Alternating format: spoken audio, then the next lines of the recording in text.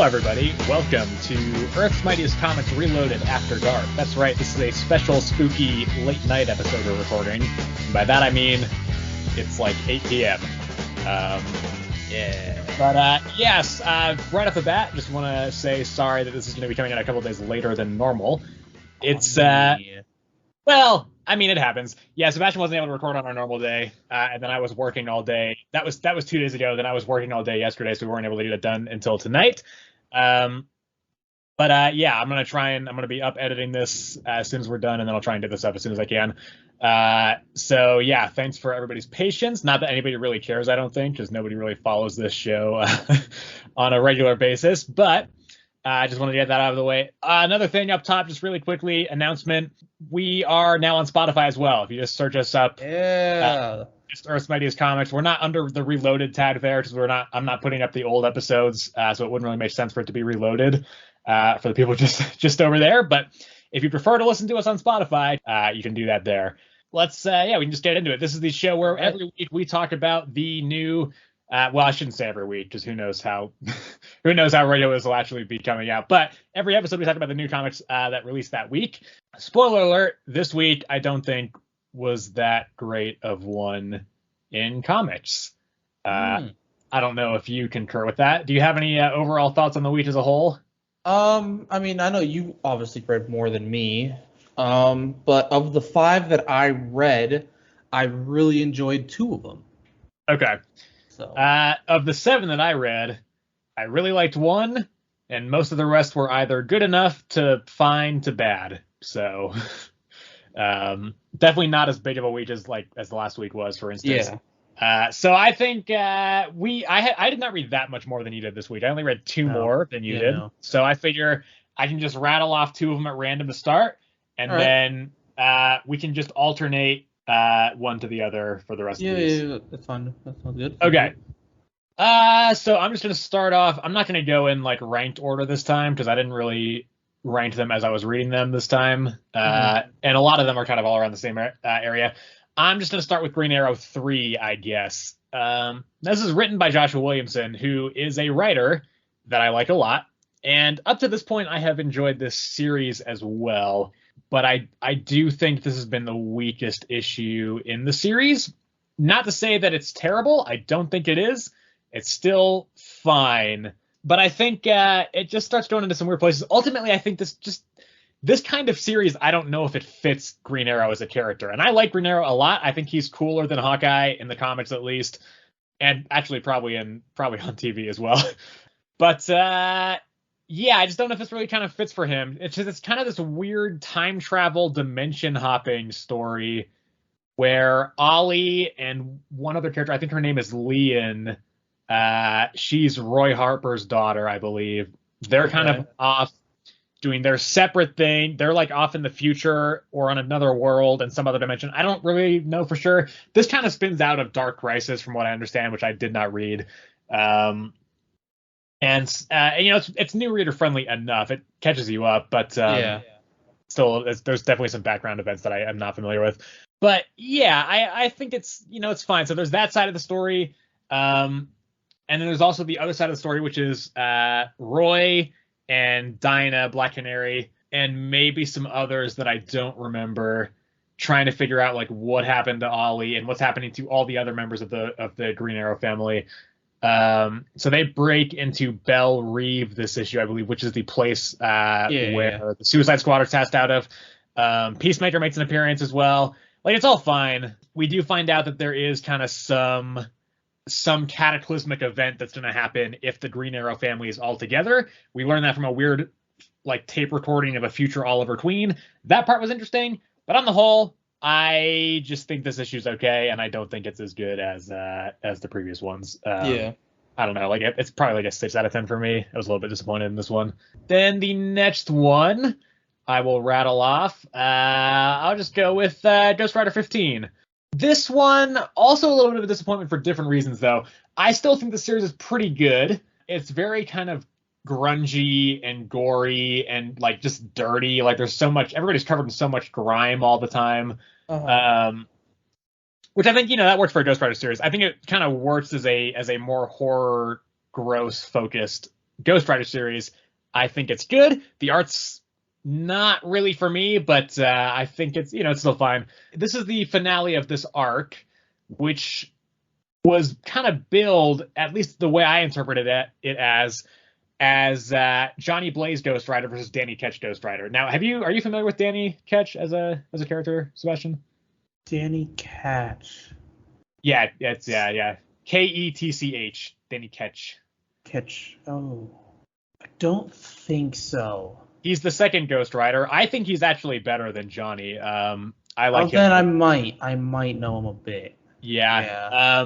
This was kind of billed as a kind of a fight between them, and there wasn't really any of that.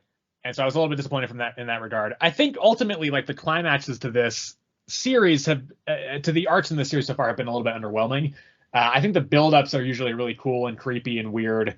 But then I think the way they kind of end just kind of fizzles out and it's a bit anticlimactic.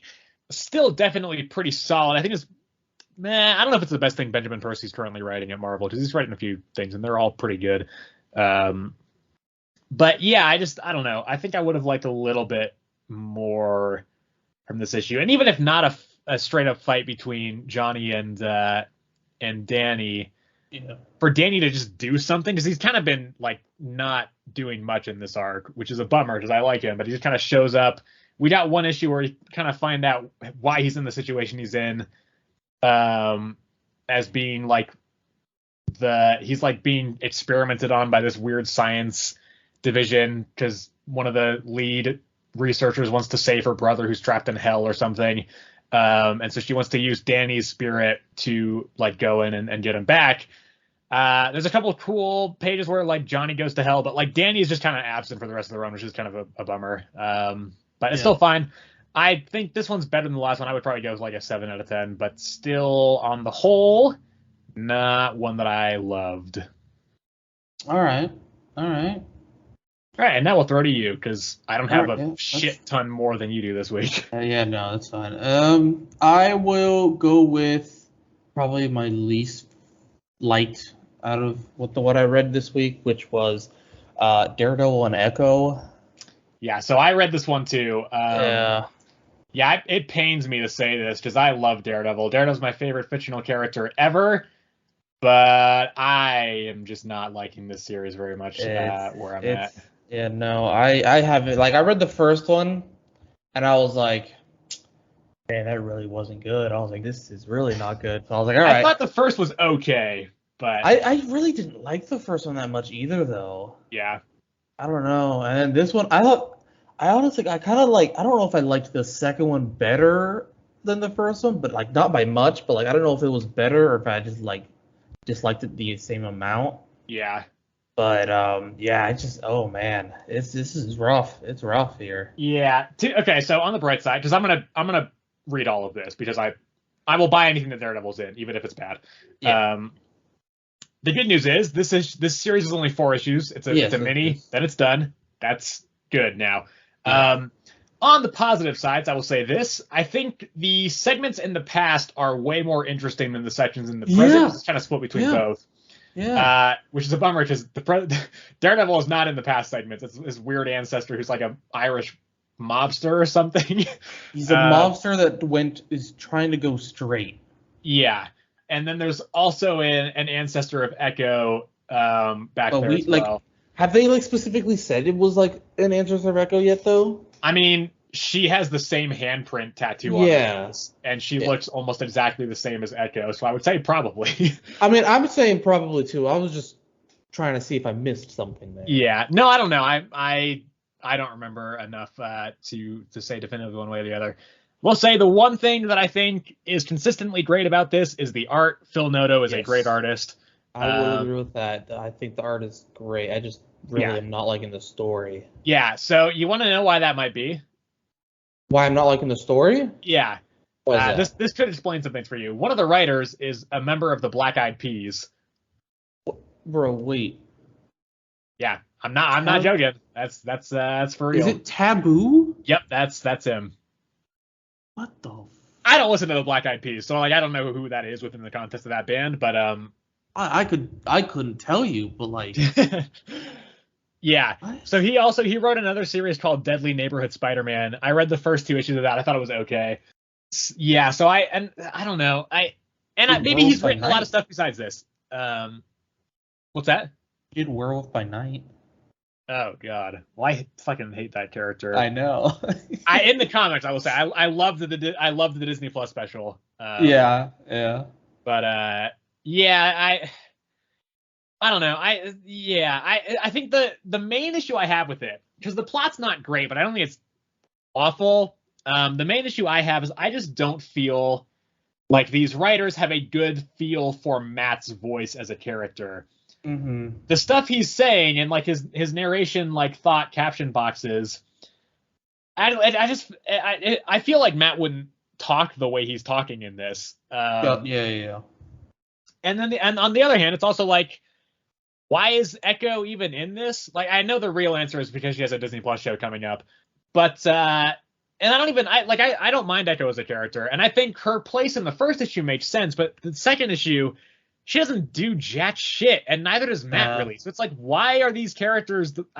Yeah, literally the second issue was like nothing. It was it's pointless. Not pointless. Yeah, it's just it's a shame because I love these characters, and I just don't feel like it's working, and it's especially glaring when compared to the Chip Zdarsky Daredevil run, which is about to wrap up, which is just fucking incredible. So yeah, it's a bummer. This one, 4.5 out of 10 for me, I'd say. I was gonna give it a 4. Yeah. Yeah, it's about like, so I'm remembering this right. It's about this weird like being, I want to say. I don't know if it's like a demon or what. Are we talking the Demogoblin? Well, like the blind one specifically. Oh, right. The one that's like coming out of a portal to hell or something. Yeah. So like, okay, so it started first in the past, right? Or in the present? I don't know. I have the issue remember next anymore. to me too, but I don't want to pick it up and look at it. Yeah, I don't even remember anymore. Yeah. But basically, okay, so basically they try to like bring this demon like to Earth in the past, and that's what the past is all about. Like them showing us like how they like did it or defeated it or something. We don't know yet, honestly. But and then now it's in the present and it's doing the exact same thing. Yeah. Yeah. Fun fact also, did you know that Echo was recently the Phoenix? What the fuck? No. Yeah. In Jason Aaron's Avengers run, she was the Phoenix for a little bit. Okay. So yeah, he did say she was in the Avengers. Yeah. Yeah, I don't know. Not good, I think. Interesting. Yeah. Both the Avengers run and this. Okay. Yeah. I mean, the current Avengers run is good, but the previous one was not. Do you have any closing thoughts on this one? Ghost Rider's in the next one.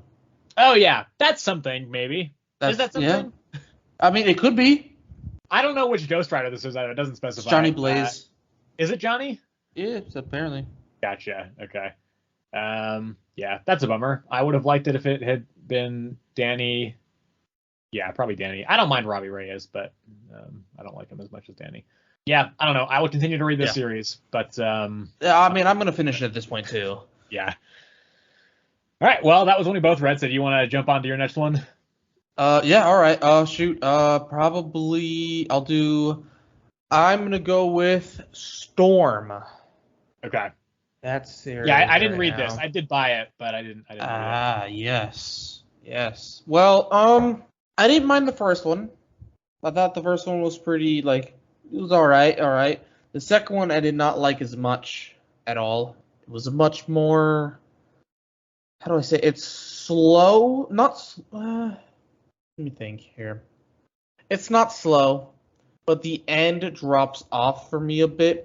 And so I'm just like, it was just like, like really? Like I didn't really care about this. But art-wise, it's okay. Some of the characters are like a bit wonky in my opinion, like specifically Rogue. Like her eyes are always just like super scrunched and like her face just seems super compressed every time. Okay, so I haven't checked this out yet, but from like paging through and from like the description and everything, is this an X-Men book in disguise as a Storm book? It is, yeah, it heavily has every single one has had the X-Men in it so far. Yes. Okay. Yeah. But it is focused on Storm, but it does have the Sure. X-Men in there. Yeah. One more follow-up question. When is this set? Is this a throwback? Is more kind of what my question is. I have no idea because I haven't. Are there any references to like Krakoa or like Araco or No. Orcus or Nimrod or anything? No. Okay. Because the reason I have been buying this series is because in the back of each X-Men comic, there's a checklist of everything that shows kind of the order and everything that's coming out during this Krakoan era. Yeah.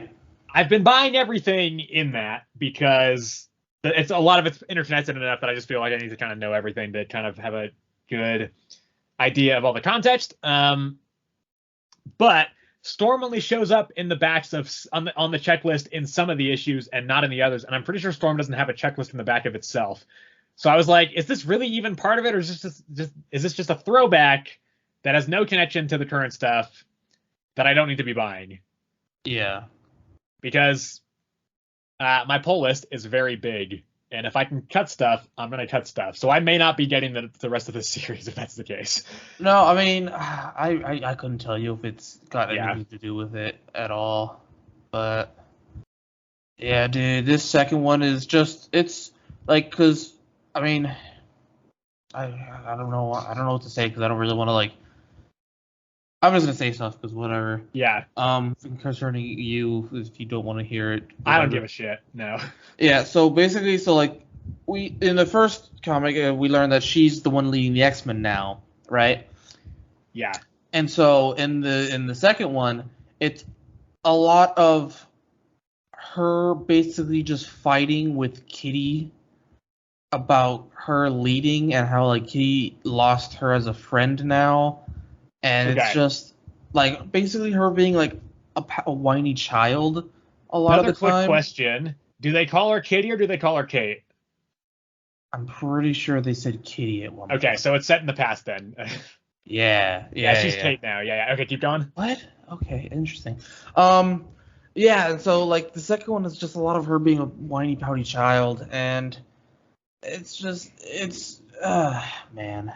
Storm is also like supposedly like she's like losing control of her powers, because like when she uses it in one place, the weather gets fucked up in another place, and now it's like coming back to like bite her in the ass, I guess. Mm-hmm. It's just a whole Yeah. In current X-Men comics, Kate is an adult and she calls herself Kate now. Which makes me assume this is probably set during the Claremont run of X-Men. Gotcha. Does this feel like a modern comic to you? Very much so. Okay, I'm just curious because the writer is Ann Nocenti, and she's probably most known for her Daredevil run, which kind of went through the 80s and 90s, I believe. Yeah. So she's been around for a while, so I just wasn't sure. I didn't know if it kind of felt modern, or if it did feel more classic. It's very modern. Okay. Yeah. First review I saw of this issue, and I was just scrolling through them. It's just, this shit stinks. What a disappointment. Truly a disgrace. Yep. Okay. Yeah. Claremont era style. Okay. Gotcha. Yeah. Do you have anything else to add on this? Rating wise for this one, I'm honestly gonna give it. I have to give it more than Daredevil, but 4.5. Honestly. Okay. Yeah. Are you gonna keep going with it? I mean, there's only 5 issues in the series. I'll continue, see if it keeps going, but if number 4 is still bad, I won't bother finishing it, honestly. Yeah. All right. Well, the next one that I read solo was Vanish number 8. This is going to be an interesting one to talk about. Okay, so there's kind of some context here. You are familiar with Donny Cates, Sebastian, right? Yes. Yeah. So this series is it's a reteaming of the King and Black team of Donny Cates on writing and Ryan Sedgman on art. It's decent, I think, on the whole. I don't hate it. I don't love it as much as some people do. I think it's solid. The beginning was really cool. The first issue in particular was awesome. But I think it's still decent throughout. For me though, I don't I don't know if I want to keep investing anything in the series really, because I just don't think we're gonna see a conclusion to this series. Period. I think it's just gonna stop, and it will not actually end. If you kind of understand what I'm saying there. Gotcha. Okay. No. Yeah. Okay. Because, and I want to be clear that I don't want to throw any shade at Donny Cates here. Essentially, he has dropped off all of his comics, it seems. From what I understand, he's going through quite a bit of stuff in his personal life. I don't know, for what I've heard, this may or may not be true, but what I've heard is that he's like going through a divorce and just like a whole bunch of other stuff kind of right now. And, you know, if that's true, I get it, why he would just want to drop off his stuff and take some time to himself. That's totally understandable. I don't want to throw any shade there. Despite my not being a huge fan of some of his stuff, you know, obviously, like, you know, if he needs to take some time away, that's totally fine. And also, I respect him as a writer for, like, even with, because I went pretty hard on Starship Hulk last week, but it's like, clearly that idea does not come about if it's like Marvel editorial does not say, hey, do this weird Starship Hulk idea. Like, that's clearly something that he wanted to do. Yeah, and that's great. Yeah. That's great. And if you want to do that, totally fine. I just didn't like it. Didn't gel with me. So the reason I don't, so this series, Vanish, is taking hiatus, seemingly indefinitely. We do not have a release date for issue number 9. Even with this one, like, Donny Cates is credited, but apparently for both this issue and the previous issue, Ryan Stegman ostensibly was doing most of the writing for this.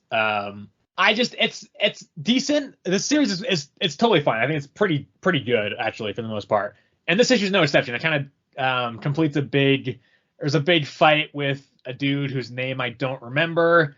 And then the main character, Oliver, kind of has like a full breakdown and decides not to go back to his old life with his wife and everything, but just to like become a weird gremlin who like hangs out in trees. And so it ends in that ending, actually, where this issue ends. I think if it doesn't go any farther, it's a serviceable ending.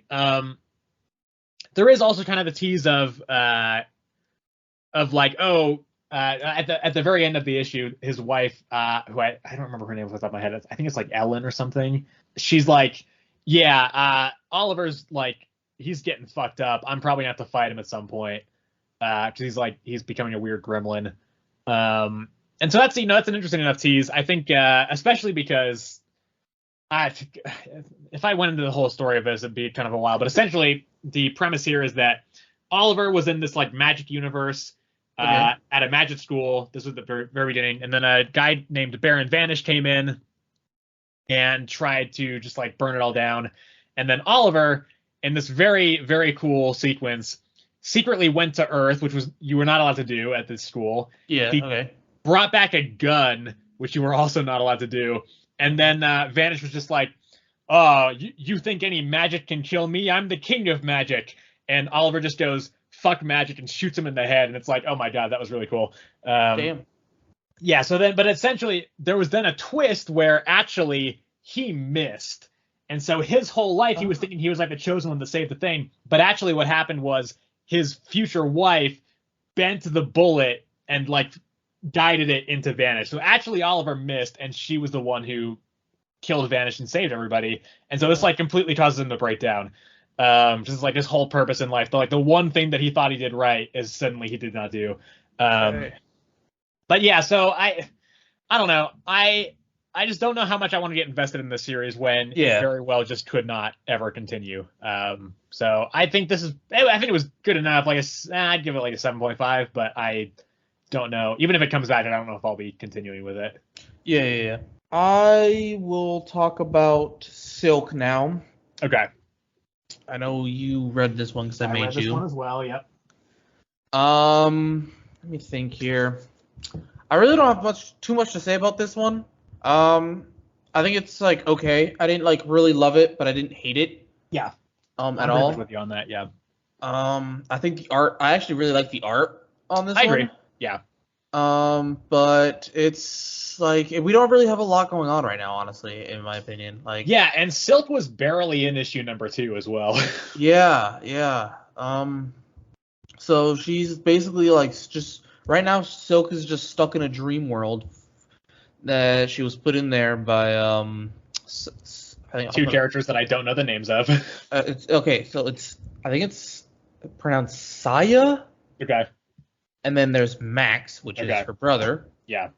But yeah, so it's like we really don't have a lot going on right now, but she's basically stuck in a dream world. Kind of looking forward to the third one because it's pirates. I love pirates. Yeah. So she keeps fighting this big like lion beast thing. Weird monster demon looking thing. Yeah. Kind of reminds me of like Sasquatch, and then that weird like the bull that was in the the Immortal. Is it Immortal? No, God. Immortal Hulk run. The bull? Yeah, the weird like bull mutated dude. Oh, the bull. Okay. Yeah, the bull. I think it's kind of bull. Like, no, bull. The bull. Okay. It kind of reminds me of like a mix between the two. Yeah. In my opinion. But yeah, I mean, like I think I'm gonna give it like honestly probably give it like a 7. Yeah. Yeah, I think it's decent. I think it's solid enough. I think ultimately I find the Silk in the Dreamscape stuff more interesting than the Outside World stuff right now. And so I liked issue 1 quite a bit because it was pretty focused on that. Like Silk being this like noir 1920s detective. But then this issue kind of pulled back the curtain on a lot of the Outside World stuff, and I just think it's not as interesting, and the Dreamscape stuff takes up much less time of her being like this cowboy robbing a train. So I also think like, yeah, pirates, that's cool. That's the next one. That being said, I don't know if I'm going to keep going with this one unless you make me buy it the next time it comes up. Yeah. So, but yeah, I think I'd give it like a probably 6. I thought it was fine. All right. Yeah. Fair enough. You're up next again. Again? Yeah. Oh yeah, because we both did that one. That's right. Yeah. That's right. All right. Well, my next one I actually really enjoyed. The Batman, the Brave and the Bold. Yes. I did not read this one. Yeah. Yes. No, you didn't. All right. So for both 1 and 2, they have 3 stories that are like continued, and then there's 1 like additional story that's different. For the first one, the 4th story is about like a Batman in like an alternate dimension. It kind of seems futuristic because Joker's controlling this giant robot. Okay. But yeah, that 4th story, it was cool. It was in black and white. The art was really cool, actually. Commenting on the actual 3 main stories, I really like the first one. The second one is okay-ish, and I'm not really enjoying the Superman one right now. Okay. That they have going on, but I really love the Batman one. It's about when he first like meets the Joker, and it's really good. So that one that's written by Tom King. I'm seeing who he did a long run on Batman previously as well. People seem to be very much on Tom King. I generally have liked what I've read of him, but I haven't read that much. No, I'm really enjoying this one right now. It's really good. The Stormwatch one is like okay. I mean, it's not like anything major. I'm enjoying it. I enjoy it right now. Yeah. But like, I don't really. I don't know. I enjoy it. It's not bad. The Superman one, though, on the other hand, that one is kind of not that good. It's about basically Lois wants Clark to like find a really good story because the Daily Bugles are like basically going under, and he gets sent like a decoder ring in the mail that leads back to like his childhood, and so he goes to hunt it down as Superman. But like Clark, he says like, this is my story. I'm gonna have Clark basically hire Superman to investigate this for him. So basically, it's like Superman is like writing the newspaper article in a sense. Yeah. But it's just like I don't really enjoy it. It's just he basically like the Dakota Raid like basically leads him to this mountain where he finds like a hidden like a secret hideout with these like people inside it, and he has to rescue some person inside of it that was been I don't know. It's bad, not good, bad. Okay. Yeah. Yeah, I'm seeing. So I think Stormwatch. That written by? That looks like it's written by Ed Brisson, who I am not a fan of as a writer. I do not like his writing generally. And then I see the Superman one's written by Christopher Cantwell, who's very hit or miss for me. I like some of his stuff, but I don't like all of it. Yeah, I haven't. Yeah, nah. Yeah, because I was talking about Hellcat last week. He's writing that as well. Yes, yeah. You did talk about that one. But for the second one, the fourth story was actually really cool. It was about like all the scars, it gives us basically like a retelling of like all the scars that Batman has on his life, both mentally and physically. And it was just kind of like cool just to see like all the artwork and all the scars and just like reminisce a bit. But yeah, I'm actually really enjoying this just these stories. Well, most of them at least. Really enjoying them. I'd give this one probably like an 8.5. I'd give it an 8.5. Would you recommend me check this out? This is not what I'm going to buy, I don't think, but I have DC Universe Infinite, which puts up new issues just a month after they come out on stands. So I would definitely have you check it out, at least just for the first Batman one. Yeah, sure. At least just for that, because it's actually I really enjoy it. Well, there you have it. One of the 15 Batman books that comes out per month. Yeah. There's so goddamn many. Well, the last one that I read that Sebastian did not read is Alien #3. It's fine. Okay. Yeah, ultimately.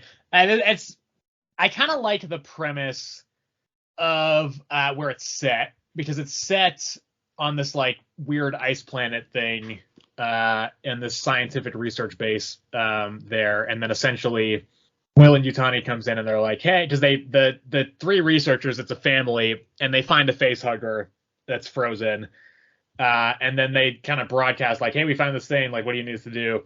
And Weyland-Yutani comes in, buys the whole like company, and then is like, hey, you're under our control now, we're gonna like force you to give us all your research and take over. And so it's kind of it's kind of focused in two separate parts. There is part of it that's like the xenomorphs coming in and trying to kill everybody.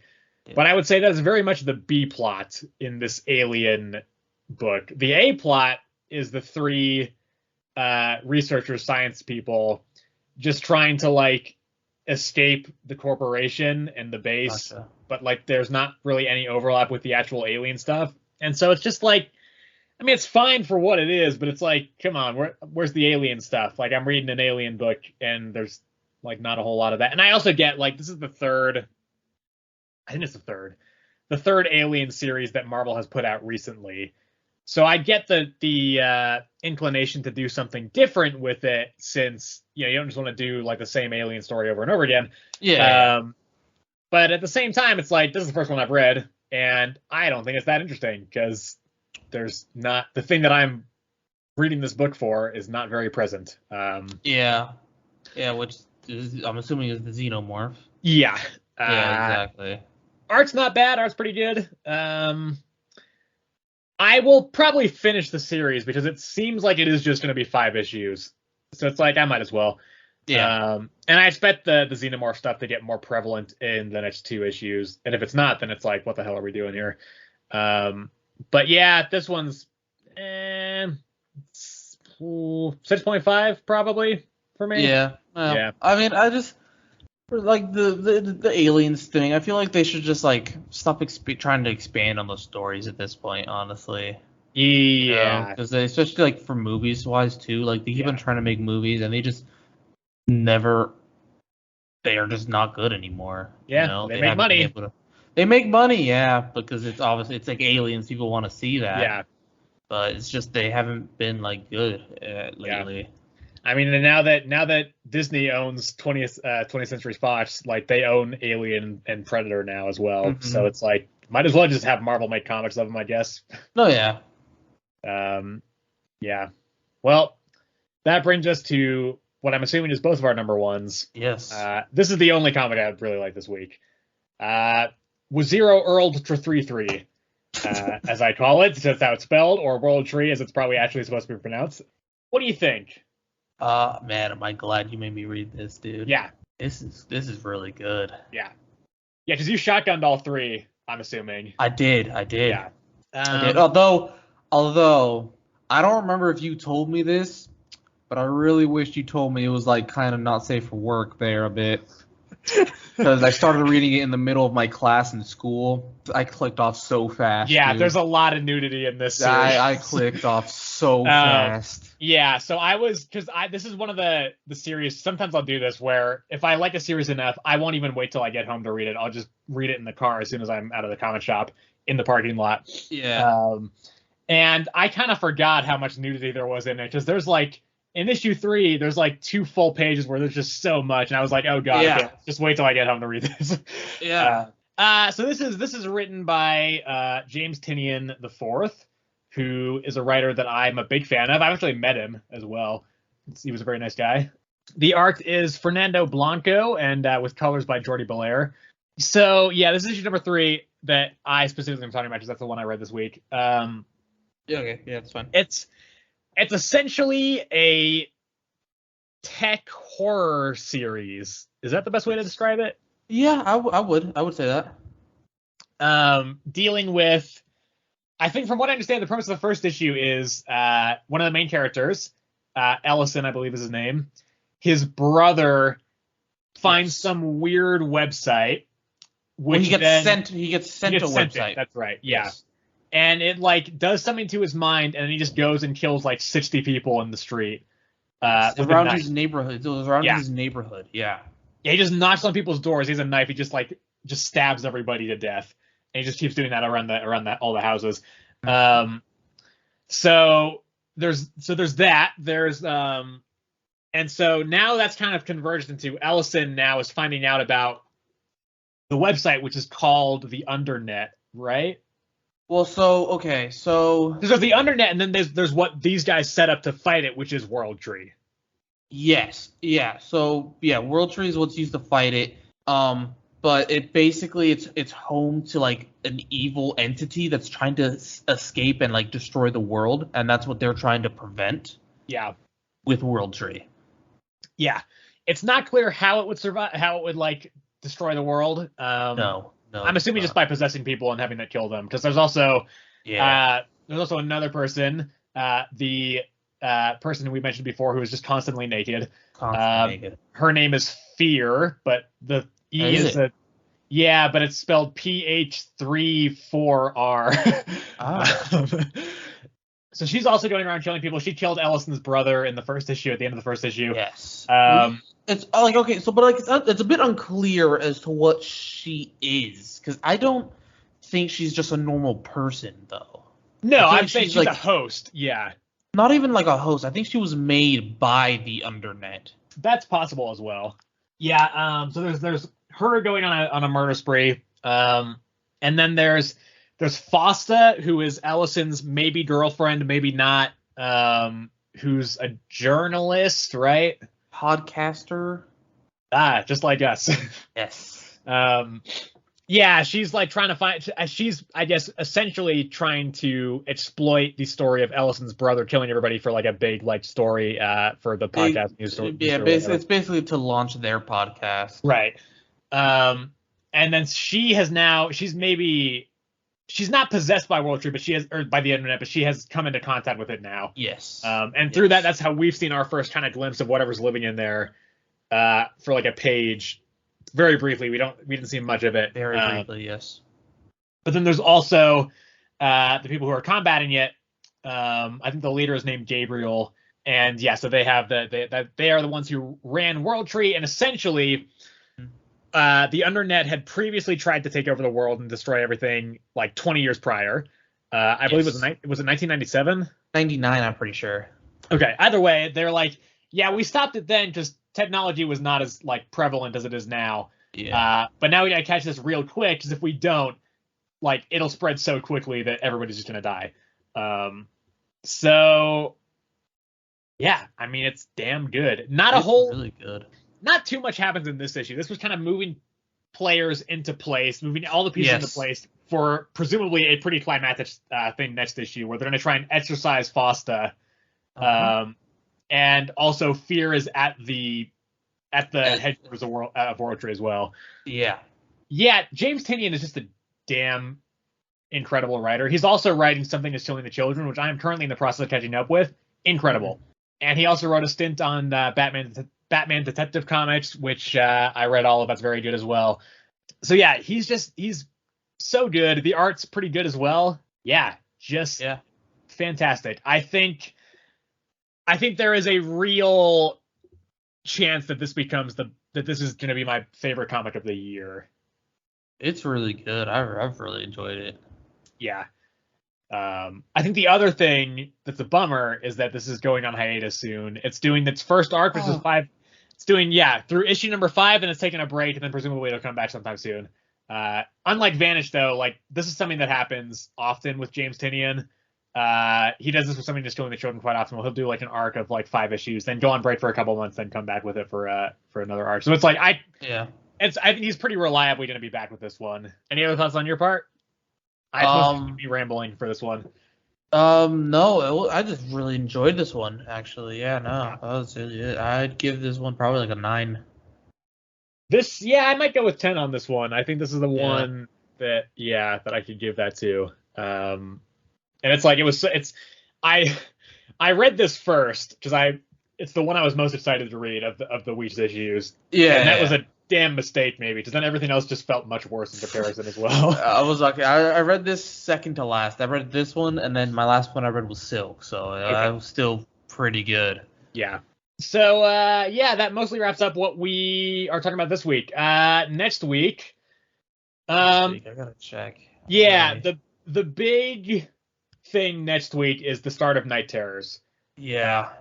Which is the next DC event. The core series is written by Joshua Williamson. So I'm going to be checking out. I don't know about you, Sebastian. I'm going to be reading everything that is Night Terrors related. So it's going to be a lot. I think I've calculated I'll be talking about 12 issues next week. Yeah. Then other highlights for me, at least, the second to last issue of Chip Zdarsky's Daredevil comes out next week, and then also No One returns from Image Comics. So yeah, those are the ones that I'm going to be picking up and reading that I'm most excited for. Gotcha. I really don't know. I'm gonna try. I would think I'll probably be able to read through all of the Night Terrors as well. There's 6 of them, I believe. Yeah. I think I'll probably end up reading Edge of Spider-Verse here, and that's pretty much it. I think Night Terrors. That's Extreme Venomverse. I'm not reading that yet. Marvel Zero. Yeah, because you missed Free Comic Book Day. That was before we started doing this. Yeah. All right. Well, thank you for watching, everybody, or listening if you're on Spotify. Hello. I have been talking this entire time like it was to the YouTube audience, but you may be listening on Spotify, which if you are, thank you. We also have a YouTube channel called the same thing. We should be back next week. And we will be happy to talk about all that stuff. If you enjoyed, you can like and subscribe to the YouTube channel and potentially leave some comments as to what you thought about the issues of the week. Do you think World Tree will be the best comic of the year? I think even if it's not, it will almost certainly be the best new comic of the year. Yeah. I can see that one. Yeah. And if you're on Spotify, I don't know how the stuff works there quite yet, but maybe you can follow the podcast if that's a thing you can do. It is. All right, cool. Then you can do that if you liked it. Thanks everybody again for watching or listening. Thanks for your patience as well as we get this up a few days late. And we'll see you in just 5.5 or 6 days for the next episode.